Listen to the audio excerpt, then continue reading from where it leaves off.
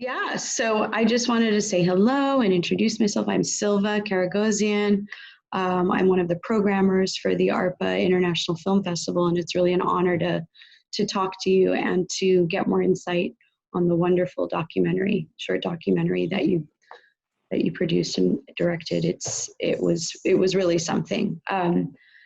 Please introduce yourself. We'd love to know more about you, where you're from, and introduce your film, please, for this. Uh, First of all, let me just thank you for Arpa International Film Festival for having me here at your great festival. I'm Saeed Mayahy. I'm from Iran, south of Iran, and I just made a movie, a short documentary, Finish Line, which is about a female athlete in Iran who is at the first part of the story, she's facing some injury, and for the second part she's facing some deprivation, because she wasn't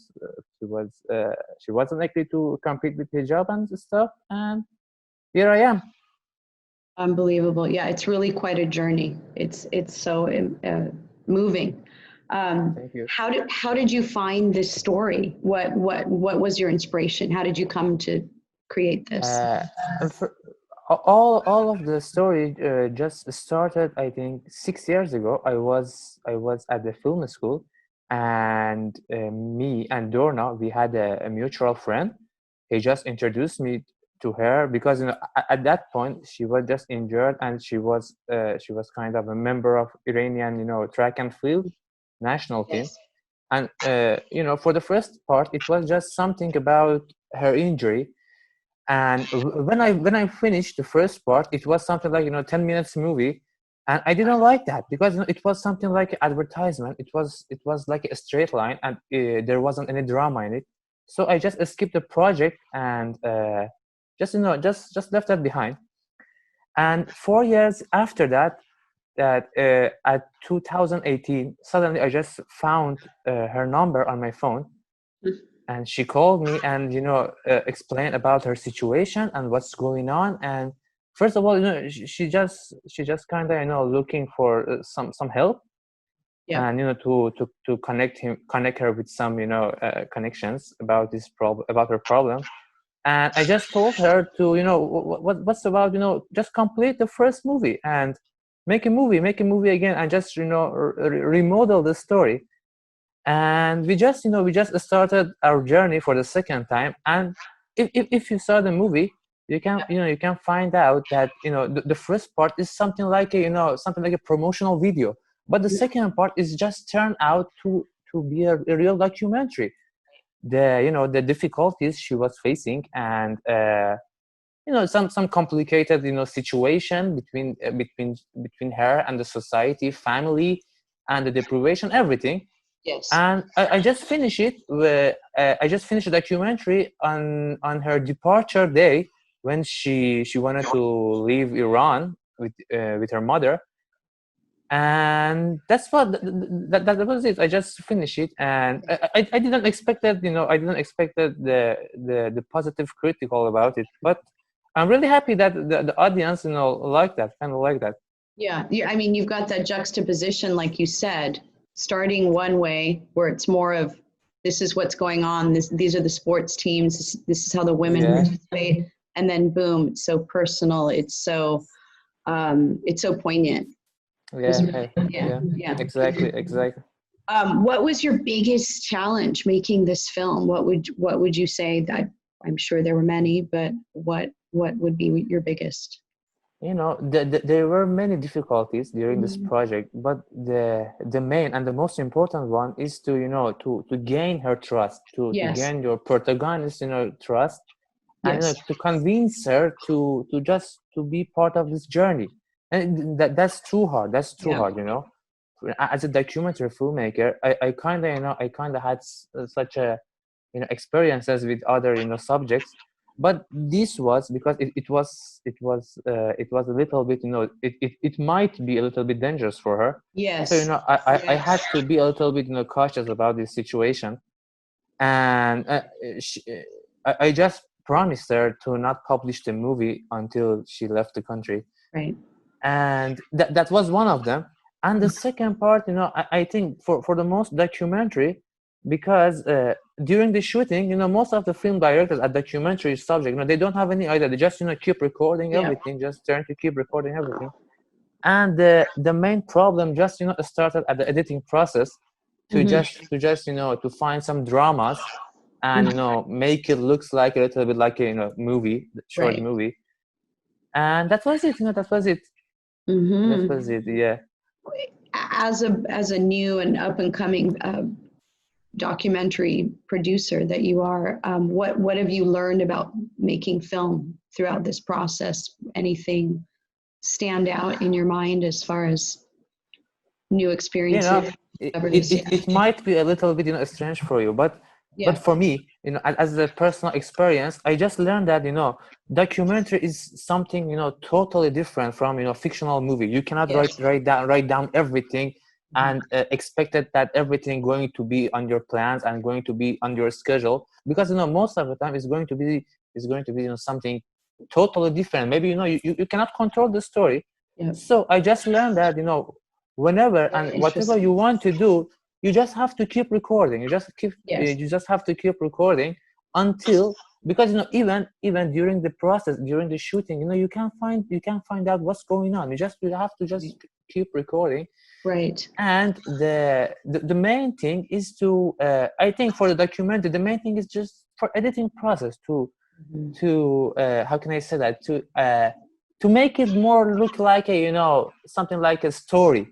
Because if someone want to look at the footages, it doesn't mean anything. But just some I don't know, some routines. They most of the footages seems like a routine stuff. You don't know that your subject's going to do some routine stuff, going down there, and and I just learned to I just learned a little bit to be more tolerant during the process, because it most of the time it's going to take for a long time to just make a short documentary for I don't know 10 minutes duration. Oh my gosh, so interesting. It's I love the recurring themes. So you've got the tolerance or the intolerance, right, in the society. You have to, right? And then your tolerance of this subject, which is so raw and so it's so painful what she's been through. What does your film say about the world we live in? I mean, many things, of course, but what would stand out in your mind as what you're presenting? All of my project takes place in the Iran, mostly. And especially in the south of Iran. As you may know, Iran has a complex society with a rich culture, and of course many paradoxes. And I think Iran is some kind of place, as I call it, heaven for filmmakers, because you can find many subjects over there, and everything is like a drama, everything like a featured documentary, short movie, everything. And but in this subject, in this finish line, in a short documentary subject, it was something all about gender equalities, mostly in Iran, because as you may know, they are suffering from many disadvantages and many injustice that is happening to them. Right. And I kind of wanted to show it to the world, what's going on, although most of the world already know what's going on. No, not at all. That's what's so inspiring and so interesting about your movie. I mean, that message. Where can people learn more about your film? I just started to distribute it, around the world at international festivals. Excellent. And I think, let me check. I think there going to be some screening at a sport. At the Rotterdam Sport Film Festival in Netherlands. Fantastic. Okay. And especially a Sport Prague International Film Festival in Czech Republic. And I think after I finish screening it worldwide, I got some plans to publish it in some television, wonderful. Mostly in Europe. Yes. Yeah. Oh, that's wonderful. with your filmmaking background, what films have been really inspiring or influential in your life as a filmmaker? Anything come to mind? I have to go back a little bit further. I'm You know, sure. I You could was, think I was, about it. yes, yes.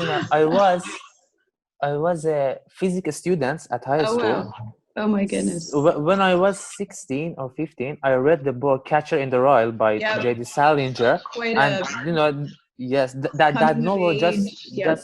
just completely changed my life. After Yeah. that, I just decided to follow Oh what I my want, gosh. follow what I love uh, it. yes, yes, yes. Yeah. I just wonder, especially in America, in Hollywood, Yes. no one ever make a movie about that novel. Isn't that interesting? I don't know. Yes, At the yes, time when that book came out, I know it was extremely controversial, but that was what, written in the 50s or 60s, yes, if I'm yes. not And mistaken. So, that's a yeah. little bit, heartbreaking. Well, After then that, maybe that's going to be your project someday. I think it's going to be hard to convince, J.D. Salinger's, children to I make a, adaptation of it. never know, And right? Yeah. but after that, I just changed my, education. I went to a film school when I was 19 Yeah. at the south of Iran.